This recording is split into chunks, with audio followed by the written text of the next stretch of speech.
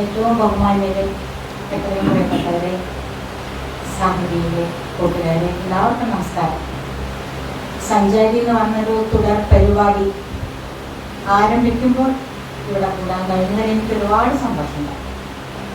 മാത്രമല്ല, സാഹിതി പ്രസിഡന്റ് ശ്രീമാൻ ഉണ്ണികൃഷ്ണൻ ബഷീറിന്റെ പേരിലുള്ള ഒരു പുരസ്കാരത്താൽ ബഹുമാനിതനായ ആ സന്ദർഭത്തിൽ അദ്ദേഹത്തിനോടൊപ്പം ഇരുന്നതിൽ വളരെ സന്തോഷമുണ്ട്. അദ്ദേഹത്തിന് എല്ലാ ആശംസകളും. യാത്രയെ കുറിച്ച് പറയാന്ന് പറയുമ്പോൾ യാത്രാ വഴികൾ പോലെ തന്നെ പറച്ചിലും അനന്തവും അജ്ഞാതവും അത്രയും വൈവിധ്യമുള്ളതും ആദിമധ്യാന്തങ്ങൾ ഇല്ലാത്തതും ഒക്കെ ആയിട്ട് അതിങ്ങനെ പടർന്ന് അങ്ങനെ പോകും. അങ്ങനെ പറഞ്ഞിട്ടാവില്ലല്ലോ, നമുക്കൊരു സമയക്ലിപ്തത വേണം. അതുകൊണ്ട് എനിക്ക് മുന്നേ സംസാരിച്ച അധ്യക്ഷനും പ്രസിഡന്റും തമ്പി സാറും പറഞ്ഞ ഇട്ട് തന്ന ചില ചരടുകളിൽ പിടിച്ച് ഞാൻ ചില കാര്യങ്ങൾ പറയാനാണ് ആഗ്രഹിക്കുന്നത്. പ്രഭാഷണവും പ്രസംഗമൊന്നുമല്ല, നമ്മളൊരു ചെറിയ കുടുംബം. എപ്പോഴും യാത്രകളെ കുറിച്ച് പറയാൻ ഒരുപാട് ഇഷ്ടമാണ്. അപ്പൊ ഇവിടെ പറഞ്ഞു, ആദ്യത്തെ ബഹുമാന്യ അധ്യക്ഷൻ തന്നെ പറഞ്ഞു, ചരിത്രങ്ങൾ, വിദേശ രാജ്യങ്ങൾ, അതിരുകൾ, നമ്മുടെ അവരുടെ ഞാൻ ആ വാക്ക് പ്രത്യേകം എടുത്തു പറയണം, അവരുടെ സംസ്കാരം, വസ്ത്രധാരണം, ഭക്ഷണ രീതികൾ, അവരുടെ ജീവിതം, ഇതേക്കുറിച്ചെല്ലാം അറിയുക എന്നതൊക്കെയാണ് യാത്ര കൊണ്ട് ഉദ്ദേശിക്കുന്നത്, യാത്രികർ ചെയ്യുന്നത്.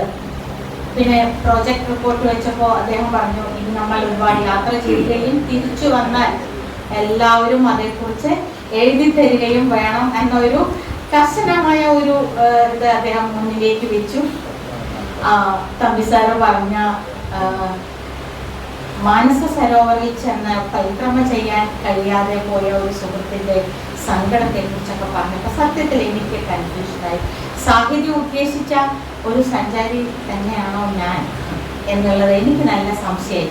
കാരണം ഈ പറഞ്ഞ കള്ളികളിലും കളങ്ങളിലൊന്നും ഞാൻ ഒതുങ്ങുന്നേ ഇല്ല.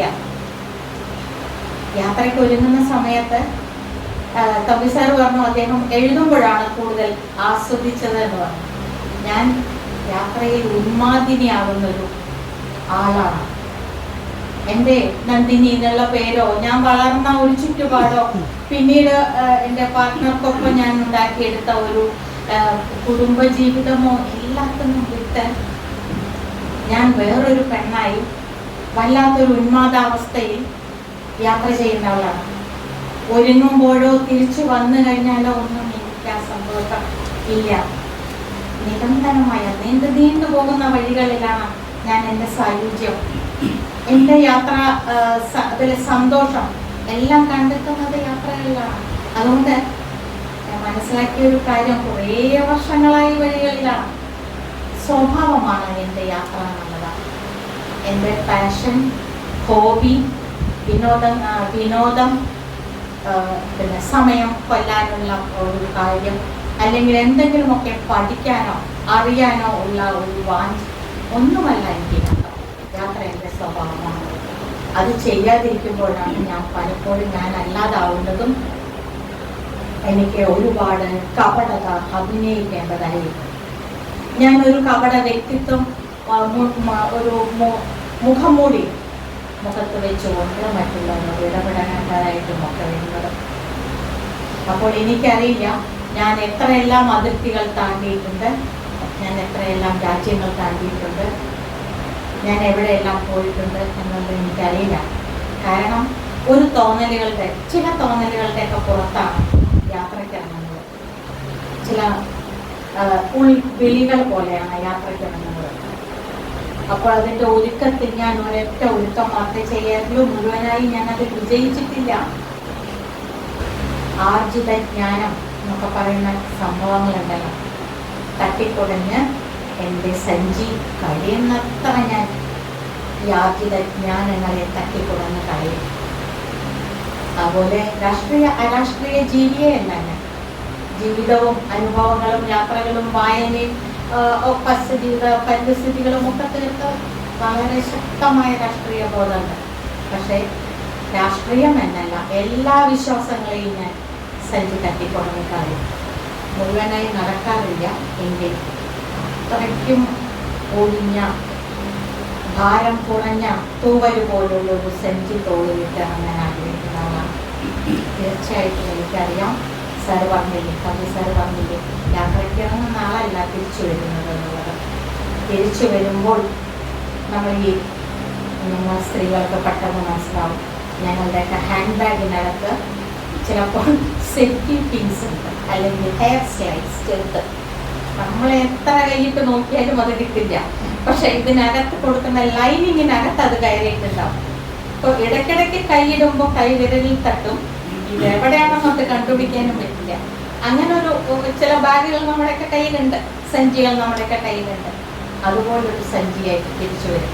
ഇതെന്താണെന്ന് എനിക്ക് മനസ്സിലായില്ല. ഓരോ തവണ ഞാൻ സഞ്ചി കയ്യിടുമ്പോഴും എൻ്റെ നഖത്തുമ്പിൽ എന്തൊക്കെയോ കൊള്ളുന്നു, എന്തൊക്കെയോ തടയുന്നു. അത്തരം ഒരു യാത്ര ചെയ്യുന്ന ഒരാളായതുകൊണ്ട് ഈ അക്ഷാംശം രേഖാംശങ്ങളിൽ കുരുങ്ങിക്കിടക്കുന്ന സ്ഥലങ്ങളെ കുറിച്ച് എനിക്കൊന്നും തന്നെ അറിയില്ല. ഇപ്പോ അദ്ദേഹം പറഞ്ഞു, ബഹുമാന്യനായ അധ്യക്ഷൻ പറഞ്ഞു, ഇന്ന് നമുക്ക് ഏത് രാജ്യത്തെ കുറിച്ചും ഇവിടെ നമ്മുടെ വിരൽത്തുമ്പിലാണല്ലോ, കുട്ടികളുടെ എല്ലാം വിരൽത്തുമ്പിലാണ്. ഇങ്ങനെ തൊട്ട് കഴിഞ്ഞാൽ ആ രാജ്യത്തെ സകല സംഭവങ്ങൾ നമ്മൾ അറിയുന്നു. ഇത് പറഞ്ഞത് ഞാനും വിശ്വസിക്കുന്നു.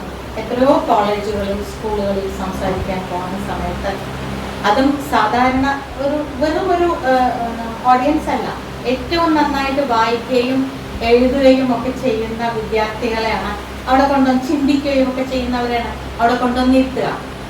ഞാൻ അവരോട് ചോദിക്കും, ബസ്തർ എന്ന് പറഞ്ഞാൽ എന്താണ്, ബസ്തർ എന്ന് പറഞ്ഞാൽ എന്താണെന്ന് ചോദിക്കുമ്പോൾ അതെന്താണെന്ന് ചോദിക്കുന്ന കുട്ടികളാണുള്ളത്.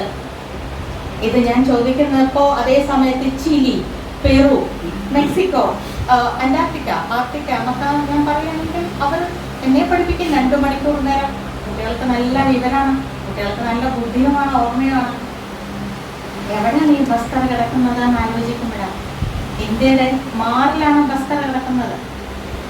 അതും കേരളത്തെക്കാൾ വലിയ ഒരു ഡിവിഷൻ, ഒരു സ്റ്റേറ്റ് പോലുമല്ല, ഛത്തീസ്ഗഡിലെ ഒരു ഡിവിഷനാണ് ഈ ബസ്തർ. ആ ബസ്തർ എങ്ങനെയാണ് കുട്ടികളുടെ ചിന്തകളിലും വായനകളിലും കാഴ്ചകളിലും ഇല്ലാതെ പോകുന്നത്? ആരാണ് പല കാര്യങ്ങളെയും വിദഗ്ധമായി മറയ്ക്കുകയും വായിക്കുകയും പ്രൊജക്റ്റ് ചെയ്യുകയും ചെയ്യുന്നത്? 1958 മുതൽ എത്ര രാഷ്ട്രീയ പാർട്ടികൾ ഇന്ത്യ ഭരിച്ചു. ആദ്യം മധ്യപ്രദേശിലാണ് ബസ്തർ, പിന്നീടാണ് ഛത്തീസ്ഗഡ് ആയത്. മധ്യപ്രദേശ് ഭരിച്ചു, ഇപ്പൊ ഛത്തീസ്ഗഡ് ഭരിക്കുന്നു. ആർക്കാണ് ഇത്ര വ്യഗ്രത? ഇത്രയും വലിയ ഒരു 10,000 വർഷങ്ങൾ പഴക്കമുള്ള ഏഷ്യയിലെ ഏറ്റവും വലിയ ആദിവാസി സെറ്റിൽമെന്റായ ബസ്തറിനെ മറയ്ക്കുവാനും അവർ ഉദ്ദേശിക്കുന്ന തരത്തിൽ അതിനെ നമ്മുടെ മുന്നിലേക്ക് എത്തിക്കുവാനും ആർക്കാണ് വ്യഗ്രത? എൻ്റെ 5 വർഷത്തെ ജീവിതമാണ്. ഞാൻ അവരുടെ വസ്ത്രധാരണവും ഭക്ഷണവും എങ്ങനെയാണെന്ന് അന്വേഷിക്കാൻ പോയിട്ടേയില്ല. കാരണം ഞാൻ അവരുടെ കുട്ടികൾക്കകത്താണ്. അവർ കഴിക്കാൻ വേണ്ടി ഉണ്ടാക്കുന്ന ഭക്ഷണമാണ് കഴിക്കുന്നത്. അവിടുത്തെ നടപ്പിൽ ഏറ്റവും സൗകര്യപ്രദമായി തോന്നുന്ന ആ സ്ത്രീകൾ ഉടുപ്പിച്ചു തരുന്ന വസ്ത്രമായിരുന്നു എൻ്റേത്. ഭീതി വരുന്നു എന്ന് പറഞ്ഞ ഏറ്റവും പുതിയ ചാക്ക് തട്ടിക്കുറഞ്ഞ വെയിലത്ത് തുണക്കി എനിക്കുള്ള എണ്ണക്കുമ്പിളുകൾ സാൽമരത്തിൻ്റെ ഇലകളിൽ തുന്നിയുണ്ടാക്കി ദൃഷ്ടിക്കുഴിഞ്ഞിടാനുള്ള അരിമണികൾ മന്ത്രിച്ചു വെച്ച് അവരുടെ ബഹുവാമദ്യം കുളിക്കാതിരിക്കാൻ അതിനെ സൂക്ഷിച്ചു വെച്ച് പരീക്ഷ കഴിഞ്ഞു, കൊയ്ത്ത് കഴിഞ്ഞു, മേളയായി, ഭീതി വരൂ എന്ന് പറഞ്ഞ് വഹിക്കുന്ന കുറേ മനുഷ്യർക്കിടയിലേക്ക് ഇറങ്ങി നടക്കുമ്പോൾ എനിക്കറിയില്ല ബസ്തർ ഛത്തീസ്ഗഡിൻ്റെ ഭാഗമാണെന്നും ഛത്തീസ്ഗഡ് പുതുതായിട്ട് ഇന്ത്യയിൽ ഉണ്ടാക്കിയ ഒരു സ്റ്റേറ്റാണെന്നും ഇന്ത്യയിൽ അതെവിടെ കിടക്കുന്നുവെന്നും ആലോചിക്കുന്നേയില്ല. ഒട്ടും തെളിയാത്ത വഴികളിലൂടെ നടക്കുകയും വഴികളിൽ കാണുന്ന മനുഷ്യരോട് സംസാരിക്കുകയും പിന്നീട് അവർക്കൊപ്പം വേറെ ഏതൊക്കെയോ സ്ഥലങ്ങളിലേക്ക് എത്തിപ്പെടുകയും ആ എത്തിപ്പെട്ട സ്ഥലങ്ങളിൽ എൻ്റെതായ സന്തോഷങ്ങളിൽ കൂടുകയും ഒക്കെ ചെയ്ത ഒരു യാത്രയ്ക്ക് ഞങ്ങൾ പാലക്കാടൻ ഭാഷയിൽ പറയും തെണ്ടിത്തിരിയെന്ന് പറയും. ഒരു സഞ്ചാരി, യാത്രിക എന്നൊക്കെയുള്ള വലിയ പദങ്ങളൊക്കെ എൻ്റെ കയ്യിൽ ആരോപിക്കുന്നതിനേക്കാൾ എനിക്കിഷ്ടം തെണ്ടിത്തിരിഞ്ഞ് നടക്കുന്ന, പുണ്യവാസത്തിലറിഞ്ഞ് നടക്കുന്ന, ഒറ്റ തോന്നലിൽ വീട്ടിൽ നിന്ന് ഇറങ്ങി പോകുന്ന ഒരാൾ. യാത്രിക, യാത്രക്കാരി എന്നൊക്കെ പറയുമ്പോൾ അതിലൊരു ജെൻഡർ വരുന്നുണ്ട്. അതുകൂടെ ആഗ്രഹിക്കാത്ത ഒരാളാണ് സഞ്ചാരി. കാരണം സാർ പറഞ്ഞല്ലോ, പോകുന്ന ആളല്ല തിരിച്ചു വിടുന്നതെന്ന് പറഞ്ഞില്ലേ. യാത്രക്കാരോളം പുതുക്കപ്പെടുന്ന, തിരുത്തപ്പെടുന്ന മനുഷ്യർ വേറെയില്ല. കാരണം അവർ സഞ്ചരിക്കുന്നത് വർത്തമാന കാലത്തിലൂടെ മാത്രമാണ്. ചരിത്രം അറിയേണ്ട കാര്യമില്ല. നമ്മൾ ഒരു സ്ഥലത്തേക്ക് പോകുമ്പോൾ, ഒരു കൂട്ടം മനുഷ്യരുടെ നടുവിൽ എത്തുമ്പോൾ, നിൽക്കുമ്പോൾ, അവർക്കൊപ്പം നീങ്ങുമ്പോൾ ചരിത്രം അറിയേണ്ട കാര്യമില്ല. പിന്നെ ഒരു യാത്രക്കാരനല്ല, ആർക്കും ഭവിഷ്യം പ്രവചിക്കാനുള്ള കഴിവില്ല. നമ്മൾ നിൽക്കുന്നത് വർത്തമാന കാലത്തിലാണ്. ഇന്ന് ഈ നിമിഷം മംഗൾകുഞ്ചാം എന്ന മാവോവാദിക്കൊപ്പം ഞാൻ ഈ ഗ്രാമത്തിൽ ഇരിക്കുന്നു, അത്രമാത്രം എനിക്ക് സത്യമുള്ളൂ. മാവോവാദത്തിന്റെ 1958 മുതൽക്കുള്ള ചരിത്രം ഞാൻ എന്തിനറിയണം? അന്നത്തെ ആ നിമിഷത്തോളം സത്യമായും വ്യക്തമായും കൃത്യമായും വേറൊന്നില്ല. അത് എഴുതുമ്പോൾ ഞാനൊരു സത്യവാക്ക് പറയുന്നു. അതിനെക്കുറിച്ച് പറയുമ്പോൾ ഞാൻ സത്യമായ ഒരു കാര്യം പറയുന്നു. ചരിത്രത്തിൽ എന്ന് പറയുമ്പോൾ എത്രയേറെ മായ്ക്കപ്പെട്ടതാണ്, എത്രയേറെ തിരുത്തപ്പെട്ടതാണ്. അപ്പോൾ മംഗൾകുഞ്ചാം എന്നോട് പറയണം, രക്തം കൊണ്ട് മായ്ക്കേണ്ടത് വെള്ളം കൊണ്ട് മായില്ല ദീദി. അയാൾ പറയുന്നത് ഒരു വലിയൊരു ഗോത്ര ജനതയുടെ നാവാണ് ആ പറഞ്ഞത്. ഇവിടെ രക്തം കൊണ്ട് പലതും മായ്ക്കാനായി പലതും നടക്കുമ്പോൾ, വെള്ളം കൊണ്ട് അത് രക്തം കൊണ്ട് മാത്രം മായുന്ന കുറേ കാര്യങ്ങളുണ്ട്. 10,000 വർഷത്തെ ചരിത്രം, 10,000 വർഷങ്ങളായി ഒരു ജനത ജീവിക്കുന്ന ജീവിതം മൊത്തം ഒരു അശ്ലീലമായിരുന്നു എന്ന് പറയുന്ന നാഗരിക നാവ്. നിങ്ങൾ ഇത്രയും കാലം ജീവിച്ചതെല്ലാം ഒരു അശ്ലീലമായിരുന്നു എന്ന് അവരോട് പറയുകയും അവരെ കൊണ്ട് സമ്മതിപ്പിക്കുകയും, വിപ്ലവം, പ്രതിവിപ്ലവം, മതം, മതപരിവർത്തനം, ഇതെല്ലാം കൂടെ ചവിട്ടിക്കൊഴിച്ച് കണ്ടം പോലാക്കിയ ഒരു വലിയ സ്ഥലം, ഒരു വലിയ പ്രദേശം. അവിടെ തീർത്തും അപരിചിതമായ ലോകത്തുകൂടെ, അപരിചിതമായ ജീവിതങ്ങളിലൂടെ, അപരിചിത മനുഷ്യരിലൂടെ ഏതൊക്കെയോ ആളുകളുടെ കോലായിൽ കയറിയിരിക്കുമ്പോൾ ഞാൻ എന്നെ തെളിയിക്കേണ്ട ഒരു കാര്യമില്ല എന്നുള്ളതാണ് യാത്രാവഴികൾ പറഞ്ഞു തന്നത്. പഠിപ്പിച്ചതെന്ന് പോലും ഞാൻ പറയില്ല, യാത്രാവഴികൾ പറഞ്ഞു തന്നത്. നിങ്ങൾ നിങ്ങളെ പറഞ്ഞു തെളിയിക്കുകയോ പറഞ്ഞു തെളിയിക്കേണ്ട ഒരു കാര്യവുമില്ല. അവരുടെ കൂടെ നടക്കാൻ കഴിയുമെങ്കിൽ അവർക്കൊപ്പം കൂടുക.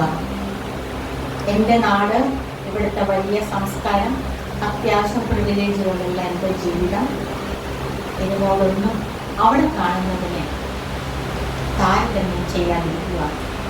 നിങ്ങൾ ഒരിക്കലും എന്നോട് എൻ്റെ മുഖത്ത് നോക്കി സോയൽ എന്ന ഒരു ഹിമാലയൻ കാട്ട് ഗ്രാമത്തിലെ മൻസിംഗ് എന്ന് പറയുന്ന 98 വയസ്സായിട്ടാണ് അദ്ദേഹം എന്നോട് പറഞ്ഞു, എന്തൊക്കെ പറഞ്ഞാലും നീ ഒരിക്കലും ഞാനാവില്ല. നീ വേറെയാണ്, ഞാൻ വേറെയാണ്. കുറെ കഥകൾ കേൾക്കാം, മിത്തുകൾ, ഫോക്ലോർ, ഫോക്ക് സോങ്സ് എല്ലാം കേട്ട് നീ ഇവിടെ നിന്ന് തിരിച്ചു പോകും. നമ്മൾ ഒരിക്കലും ഒന്നല്ല.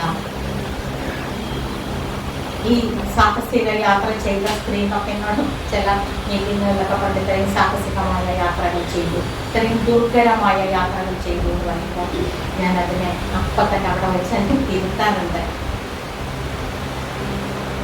എന്നെ എന്തെങ്കിലും ഒരു പ്രശ്നമുണ്ടായാൽ ബസ്തറിലെ ജഗദൽപൂർ എന്ന് പറയുന്ന അത്യാവശ്യം സൗകര്യങ്ങളുള്ള ഒരു സിറ്റി എന്നൊക്കെ വേണമെങ്കിൽ പറയും, അവിടെ ഉള്ള ഹോട്ടലിലേക്ക് എത്തിക്കാം എന്ന് പ്രതിജ്ഞ ചെയ്തിട്ടുള്ള ഒരു 3-4 പ്രാദേശിക സുഹൃത്തുക്കളോടൊപ്പമാണ് എൻ്റെ യാത്ര. എന്തു വന്നാലും എന്നെ അവിടെ എത്തിക്കും. അവിടെ ഓരോ ദിവസവും ഓരോ നിമിഷവും ഭാഷയറിയാത്ത അധികാരവർഗത്തിന്റെ ആയുധങ്ങൾക്ക് മുന്നിലേക്ക് സ്വയം തെളിയിക്കപ്പെടേണ്ടതായി വരുന്ന സ്ത്രീകളുടെ ജീവിതം കാണുമ്പോൾ, ഒരു ചന്തയ്ക്ക് പോവുകയാണെങ്കിൽ അവരുടെ മുളം പാനകൾ, ഈ മുള കൊണ്ടൊക്കെ ഉണ്ടാക്കിയ വട്ടികൾ, കൂടകൾ പോലുള്ള സാധനങ്ങൾ എത്ര തവണ, ഓരോ തവണയും വരമ്പത്ത് ചൊരിഞ്ഞ് ഇതിനകത്ത് ഇതാണ് അല്ലെങ്കിൽ ഇതിനകത്ത് ഇതില്ല എന്ന് തെളിയിക്കേണ്ടി വരുന്ന സ്ത്രീകൾ. ഒരാവശ്യവുമില്ലാതെ ഫോഴ്സിന്റെ ക്യാമ്പിന്റെ മുന്നിലൂടെ നടന്നു പോകുമ്പോൾ പിന്നിൽ വെറുതെ ചാട്ട കൊണ്ടാക്കി വാങ്ങുന്ന സ്ത്രീകൾ. ഇവരുടെ ദൈനംദിന ജീവിതവുമായിട്ട് നോക്കുമ്പോൾ എന്ത് സാഹസികതയാണ് ഞാൻ ചെയ്തത്. എന്റെ ഒട്ടും അഡ്വഞ്ചറസ് ജേർണി അതൊക്കെ വെറുതെ പറയണം. അങ്ങനെയുള്ള യാതൊരു തരത്തിലുള്ള കീർത്തി മുദ്രകളൊന്നും എന്റെ യാത്രകൾക്കില്ല. ഏത് സമയവും തിരിച്ചു വരാലോ. അങ്ങോട്ട് പോകുന്ന പോലെ തന്നെ തിരിച്ചു വരാൻ ഇങ്ങോട്ടും വഴിയുണ്ട്. ആരും നിർബന്ധിച്ചിട്ടില്ല, ആരും ഒന്നും എഴുതി തരണമെന്ന് പറഞ്ഞിട്ടില്ല. ഒരു ഗവേഷണത്തിനോ പഠനത്തിനോ പോയതല്ല ഞാൻ ഇവിടെ. എവിടെയും തിരിച്ചു വരാൻ ഒരു സ്ഥലമുള്ള ഞാൻ തിരിച്ചു വരാനും താമസിക്കാനും ഇരിക്കാനും മരിക്കാനും കൊള്ളാനും തല്ലുകൊള്ളാനും എല്ലാം ഒരൊറ്റ സ്ഥലം മാത്രമുള്ള സ്ത്രീകളുടെ നടുവിൽ ഇരിക്കുമ്പോൾ ഇമാതിരിയുള്ള യാതൊരു വിശേഷണവും ഞാൻ അറിയിക്കുന്നില്ല എന്ന് പറയാറുണ്ട്. യാത്രകളിൽ കാണിച്ചു തന്ന കാര്യങ്ങൾ ഇതാണ്: പുതുക്കിക്കൊണ്ടിരിക്കുക, ഒന്നും സ്ഥായിയല്ല. ജീവിതത്തിൽ ഒരു തീരുമാനമോ ഒരു എന്താ പറയാ ന്യായീകരണമോ നമുക്ക് സ്ഥായിയായിട്ട് കൊണ്ട് നടക്കാൻ കഴിയില്ല. ഓരോ സമയവും നമ്മൾ പുതുക്കപ്പെടുകയാണ്. യാത്രക്കാരൻ, സഞ്ചാരി പുതുക്കപ്പെട്ടുകൊണ്ടേയിരിക്കുന്നു, തിരുത്തിക്കൊണ്ടേയിരിക്കുന്നു. അപ്പോൾ ഏറ്റവും സമകാലികമായിട്ടുള്ള ജീവിതം, ഏറ്റവും സമകാലിക സഞ്ചാരികളല്ലേ. നമ്മുടേതായ ചില തവളക്കുഴികൾക്ക് ഉള്ളിൽ നിന്ന് നമ്മൾ പുറത്തേക്ക് നടക്കുകയാണ്. എന്തൊക്കെ അറിയാമെന്നുള്ളതല്ല ഒരു യാത്ര, എന്തൊക്കെ മനസ്സിലാക്കി എന്നുള്ളതല്ല ഒരു യാത്ര പഠിക്കുന്നത്. എത്ര കാര്യങ്ങൾ എനിക്ക് അറിയില്ല എന്നുള്ളതാണ് ഒരു യാത്ര പഠിക്കുന്നത്.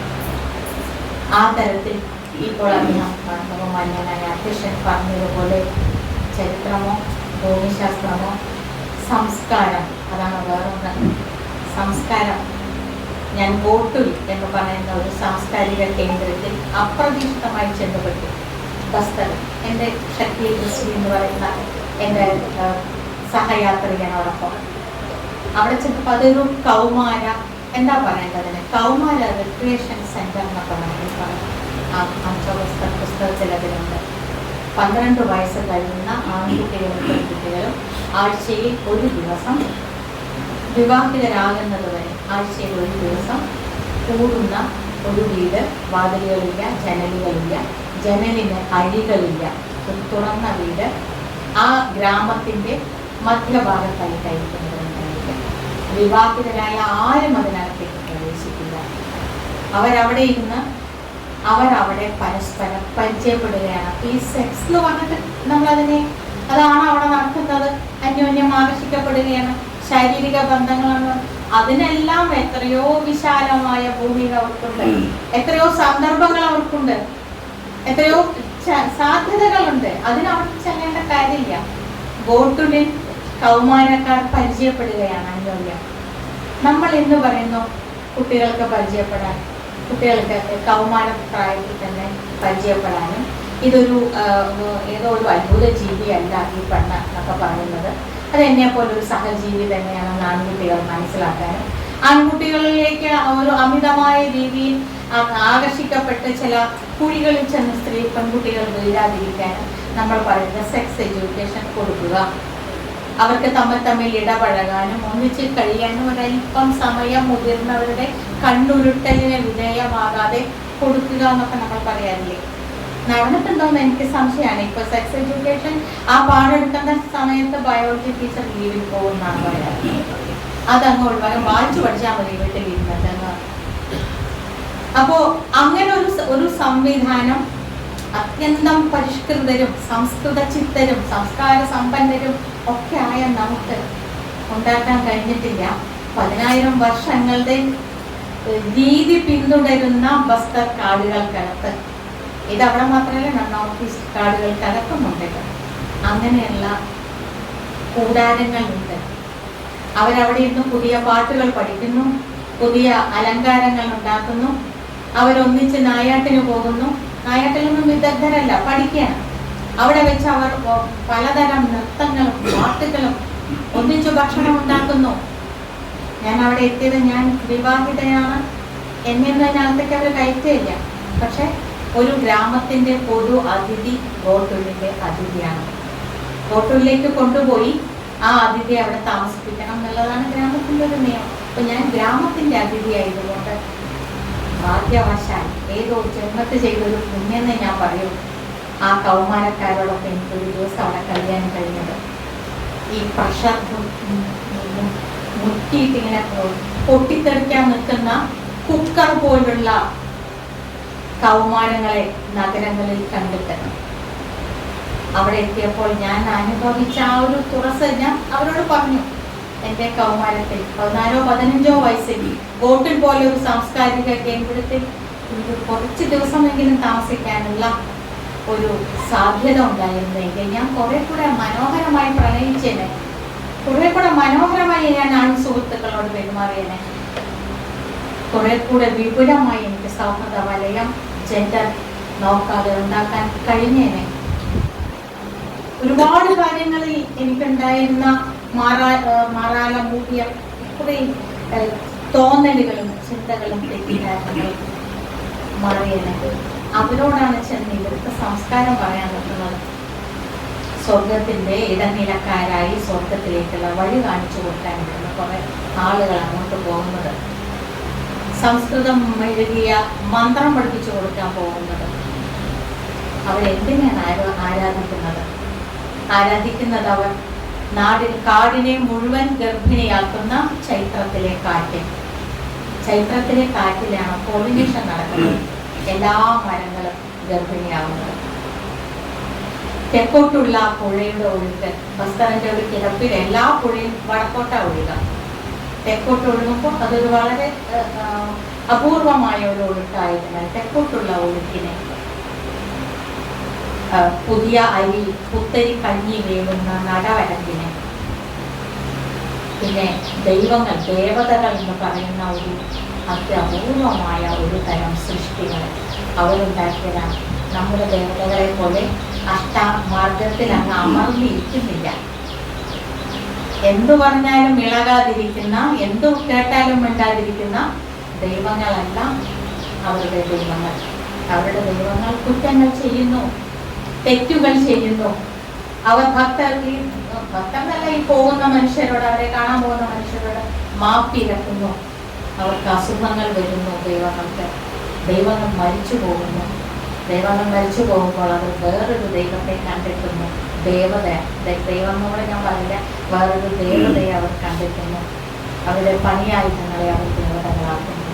ഇവിടെയാണ് നമ്മൾ ഈ നേരത്തെ പറഞ്ഞ നമ്മുടെ ഈ സംസ്കാരവും കൊണ്ട് അവിടെ ചെയ്യുന്നത്.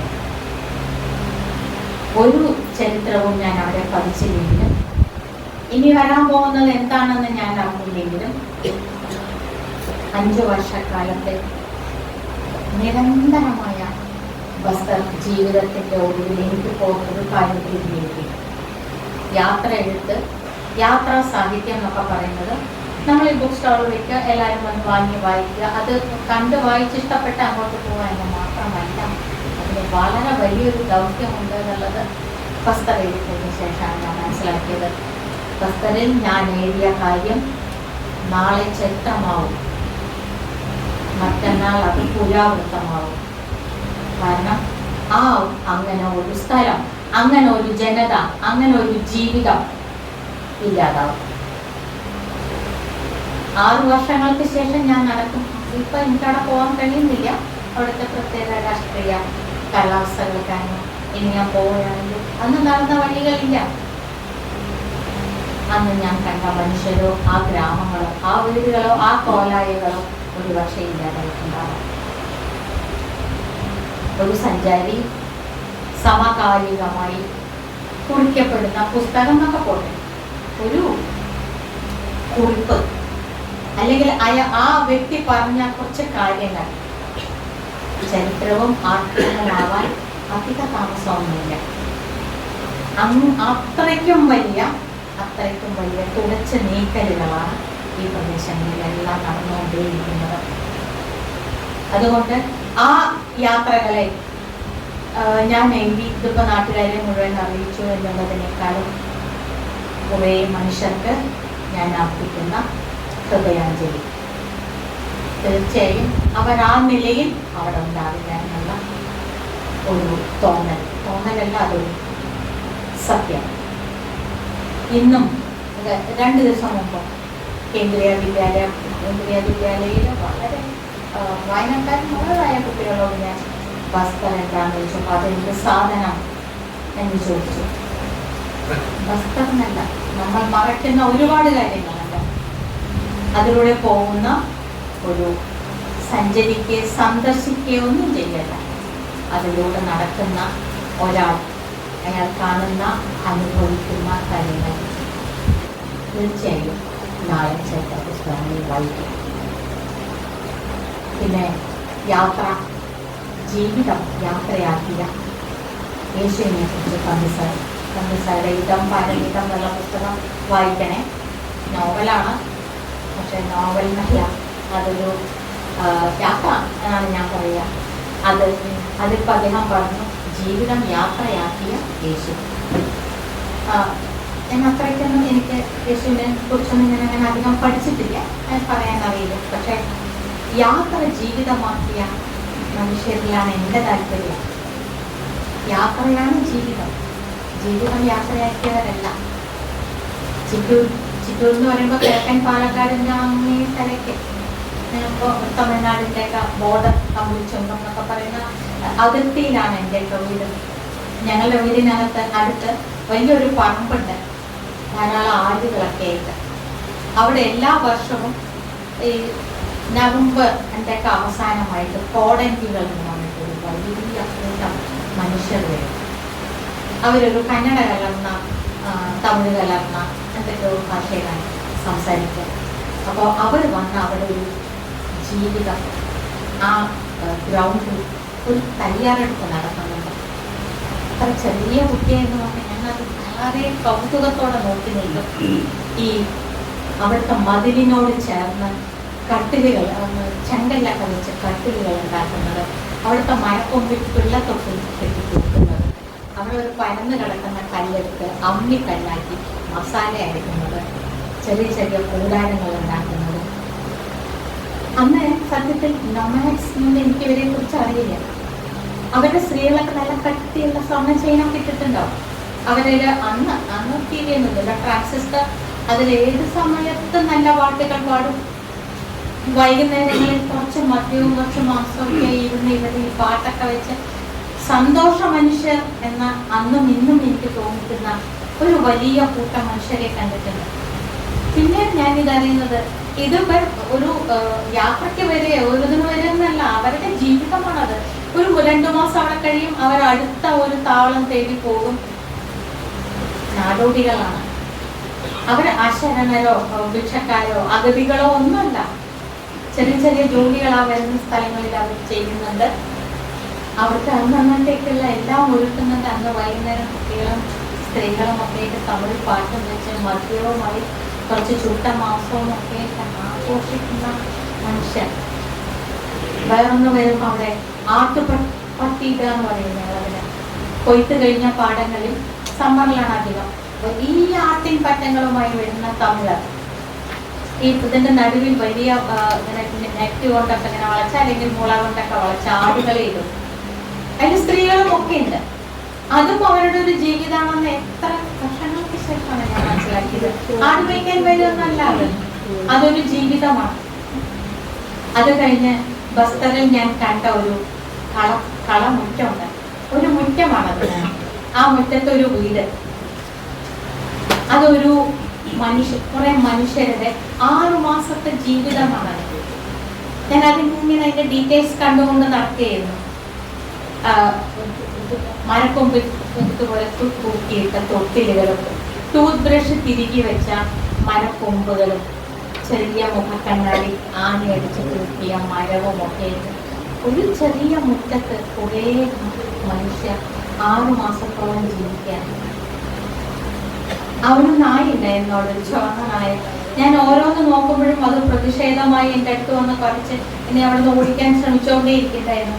പക്ഷെ ഇത് മുഴുവൻ കണ്ട് ആ ഒരു മനുഷ്യരുടെ ജീവിതത്തിൽ എനിക്കറിയില്ല അവരത്രയ്ക്ക് സംതൃപ്തരാണോന്നൊന്നും അറിയില്ല. ഞാൻ സംതൃപ്തി ഒരുപാട് കണ്ടെത്തിയിട്ടുള്ളതാണ്. ആ അങ്ങനെ ഒരു തരം യാത്ര തന്നെ ജീവിതമാക്കി മാറ്റുന്ന വിശാഖപട്ടണത്തിന്റെ അതിരുകളിലൂടെ സതീശിനക്കറിയും വിശാഖപട്ടണം സിറ്റിക്കകത്തൊന്നും വരില്ല, അതിരുകളിലൂടെ പോകുന്ന യാത്രാ സംഘങ്ങളുണ്ട്. യാത്ര എന്ന് പറയുന്നത് യാത്രയിൽ തന്നെയാണ്. യാത്രാ സംഘങ്ങൾ വലിയൊരു കൂട്ടം മനുഷ്യർ, എല്ലാ പ്രായത്തിലുള്ളവരും, കൈക്കുഞ്ഞുങ്ങൾ വരെ ഉണ്ടാവും. അവരെങ്ങനെ യാത്ര ചെയ്യും. അതിലൊരുപാട് കലാകാരന്മാരുണ്ടാവും. പല വാദ്യങ്ങൾ, പാട്ടുകൾ, ഹരികഥകൾ പറയാൻ അതൊരൽപ്പം ഒരു തീർത്ഥയാത്രയുടെ ഒരു ചെറിയ സ്വഭാവമൊക്കെ അതിനുണ്ട്. അത് സർക്കസ് രീതികൾ കാണിക്കുന്നവർ, അങ്ങനെ ഒരു വലിയ ഗ്രൂപ്പ് ഇങ്ങനെ യാത്ര ചെയ്യാൻ അവർക്ക് ഏകദേശം ഇഷ്ടപ്പെടുന്ന രീതിയിൽ അവരെ എല്ലാവരും പരിഗണിക്കുന്ന രീതിയിൽ ഒരു സ്ഥലത്തിൽ അവിടെ തമ്പടിക്കും. 8-10 ദിവസം എത്രയേറെ കാഴ്ച വിരുന്നാണ് അറിയോ അവിടെ നടക്കുന്നത്. അപ്പം തട്ടിക്കൂട്ടി ഉണ്ടാക്കിയ ഒരു വേദിയിൽ അവർ നടത്തുന്ന അതിമനോഹരമായ പാട്ടിൻ്റെ കച്ചേരികൾ പോലുള്ള പരിപാടികൾ, കഥകൾ പറയുന്നു. വൈശമ്പായൻ കഥ പറഞ്ഞല്ലേ മഹാഭാരതം ഉണ്ടായത്. ഇവർ കഥ പറയുകയാണ്. അവിടെ ആരെങ്കിലും അതൊന്ന് എഴുതിയെടുത്തിരുന്നെങ്കിൽ നമുക്ക് തോന്നും. കഥകൾ അപ്പോൾ കെട്ടിക്കൂട്ടി ഉണ്ടാക്കി പറയുകയാണ്. ഇതിനെ ഞാൻ പിന്നീട് അറിഞ്ഞു, ഏഷ്യയിലെ ഏറ്റവും പഴയ ടൂറിംഗ് തിയേറ്റർ ഈ യാത്രാ സംഘങ്ങളാണെന്നുള്ളത്. അവർക്കൊരു ലക്ഷ്യമുണ്ട്. ആ ലക്ഷ്യത്തിലേക്ക് പോകാൻ 8-10 മാസങ്ങളാണ് കുടുംബം മൊത്തമായിട്ട് സഞ്ചരിക്കുന്നത്. അപ്പൊ അത്തരം ഒരു ജീവിതം ഒക്കെ കണ്ട് അതിലൊരുപാട് ആസക്തിയും ഒരുപാട് ആകർഷണവും ഒരുപാട് ആർത്തിയും ഒക്കെ തോന്നിയ ഒരാളെ ഈ പറഞ്ഞ വലിയ സഞ്ചാരികളുടെ കല്ലുകളിൽ നിന്നും ഞാനില്ല. ഇവിടെ എല്ലാവരും പറഞ്ഞു എസ്കേപ്പൊറ്റേക്കാളെന്ന്. സന്തോഷ് ജോർജ് കുളങ്ങര അത്ഭുതപ്പെട്ടു ഞാൻ. എന്തുകൊണ്ട് രവീന്ദ്രന്റെ പേര് വന്നില്ല, എന്തുകൊണ്ട് രാജൻ കാക്കനാണെന്നുള്ള പേര് വന്നില്ല.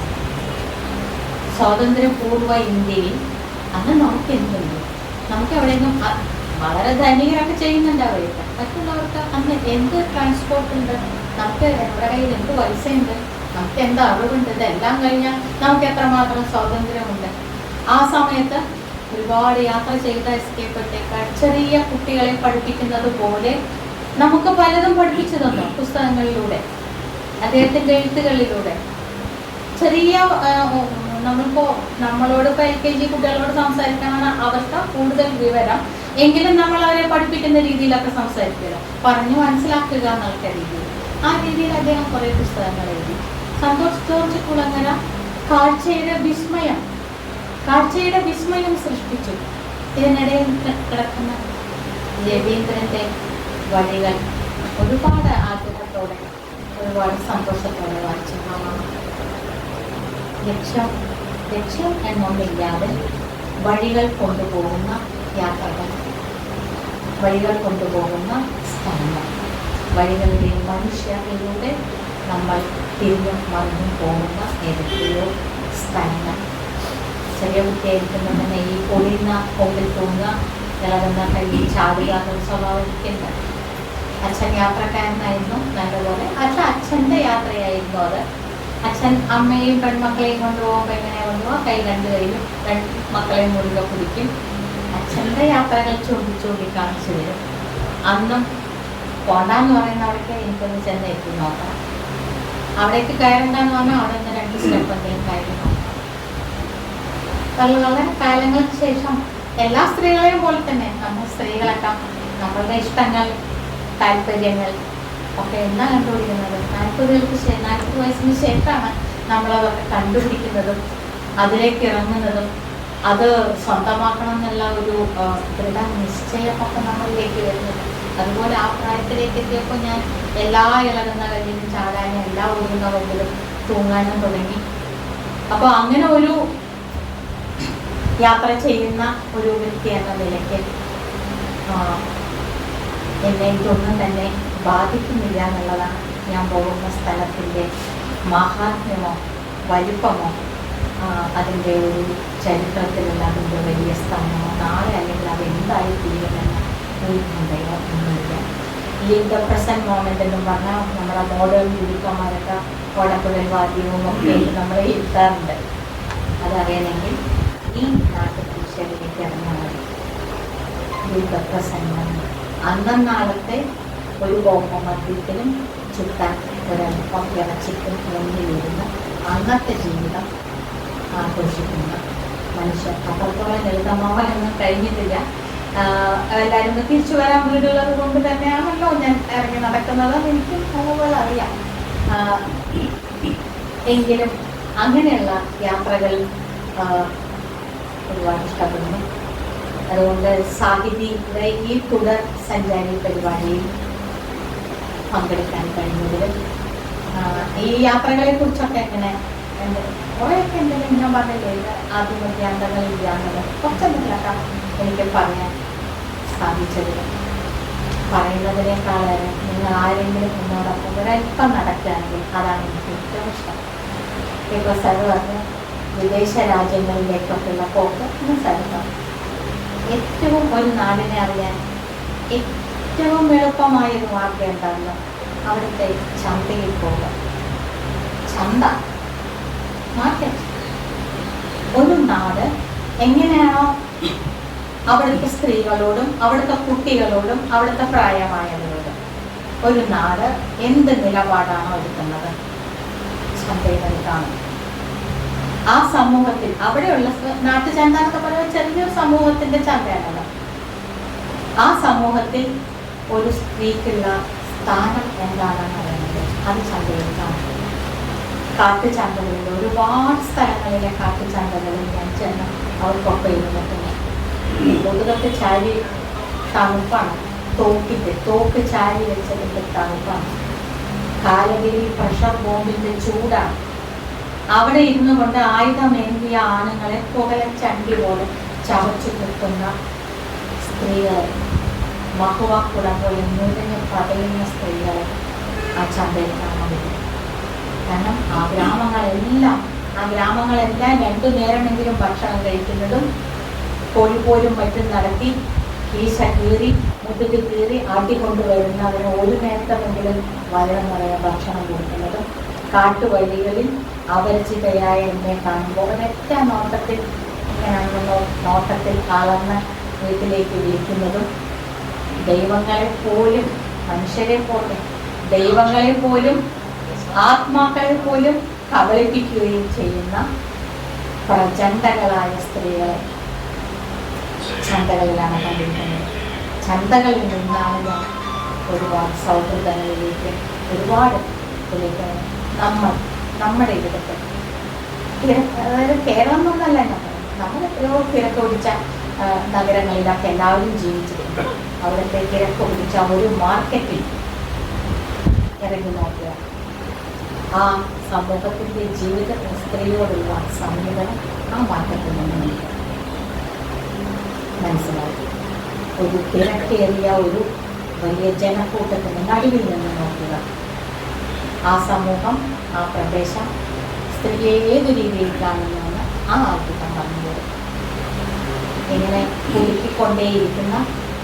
തിരുത്തിക്കൊണ്ടേയിരിക്കുന്ന ഒന്നുമല്ല നമ്മൾ എന്ന് ഒരേ സമയത്തും നമ്മൾ ചിലതൊക്കെ ആണ് എന്നും ഒരേ സമയം ബോധിപ്പിക്കുന്ന യാത്രകളുടെ ലോകത്തേക്ക് ഇഷ്ടമുള്ള തരത്തിലെല്ലാം പലരും ഇറങ്ങുകയാണെങ്കിൽ നമ്മളുടെ ഇഥാവട്ടങ്ങളിൽ നിന്നുള്ള ഒരു വലിയ മോചനമായും ഞാൻ എന്ന വലിയ ഓറയിൽ നിന്നും വലിയ എന്താ പറയുക ബിംബങ്ങളിൽ നിന്നുമൊക്കെ ഒരു മോചനമായി തീരുമെന്ന് കേൾക്കുന്നു. ഇങ്ങനെ ഒരു സായനം ഇവിടെ വളരെ കുറച്ച് ആളുകളേക്ക് എനിക്ക് ആദ്യം പറഞ്ഞു. ഇപ്പം എല്ലാവരും പരിചയമായി. കൂട്ടുകാരൊക്കെ അങ്ങനെയൊക്കെയുള്ള പുതിയ സൗഹൃദങ്ങൾ മനുഷ്യരിലാണ് എല്ലാ വിശ്വാസവും എനിക്ക് മനുഷ്യരിലും മനുഷ്യൻ നടക്കുന്ന വഴികളിലും. അപ്പോൾ പുതിയ കൂട്ടുകെട്ടും സൗഹൃദങ്ങളും എല്ലാം കിട്ടിയതിലും ഒരുപാട് സന്തോഷം. ഇനിയും വരാൻ കഴിയട്ടെ. ഇനിയും ഇവിടെ ഓരോ അവാർഡുകളൊക്കെ കിട്ടുന്ന സമയത്ത് ഞാൻ അതിലൊരു ഭാഗമാകാൻ എനിക്ക് കഴിയട്ടെ. സ്നേഹം, ഒരുപാട് സ്നേഹം.